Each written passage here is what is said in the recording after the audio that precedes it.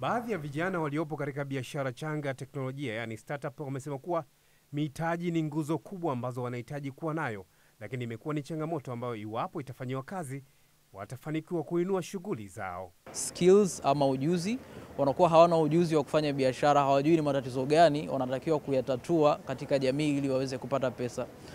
Lakini support ambayo inapatikana ukianzia katika levels za vyuo vikuu, kwa sababu innovations nyingi, ubunifu mwingi ambao unabadilika kuwa biashara unaanzia vyuo vikuu.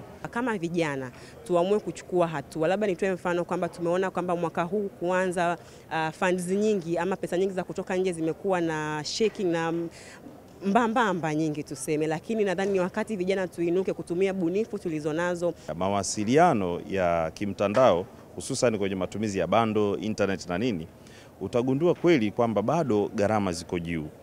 Na gharama zinavyoendelea kuwa juu, matumizi sasa ya hizo bunifu ambazo zinamlazimu mtumiaji aweze kusubscribe kwenye matumizi ya internet, yawezekana akawa na uhitaji, yawezekana ni ubunifu unaohusu masuala ya kielimu. Hata hivyo, baadhi ya wadau kwenye sekta hiyo wamesema serikali inahitaji kuwa na sera ya kuongeza uwekezaji ili kuwezesha ubunifu hasa wale wanaochipukia ili kuweza kukua. Tunaweza tukasema serikali imejitahidi sana na inaendelea kujitahidi kupitia wizara na kupitia COSTECH.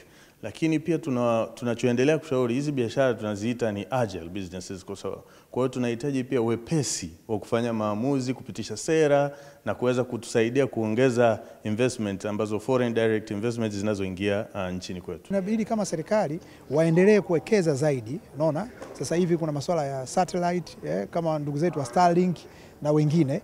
Kwa hiyo inatakiwa ile accessibility ya internet iwe faster kutokana na malengo kama nchi tunavyoenda na swala zima la innovation. Aidha, waziri wa viwanda na biashara Dr. Selemani Jafo akiwasilisha bajeti yake ya wizara yake amesema mpaka sasa serikali imeweza kusaidia wabunifu biashara 260 katika kuhakikisha wanajiinua. Wizara imeendelea kutoa mafunzo ya atamizi za biashara kwa lengo la kusaidia ukuaji wa maendeleo ya biashara changa yani startup na wajasiriamali walioko katika hatua za awali.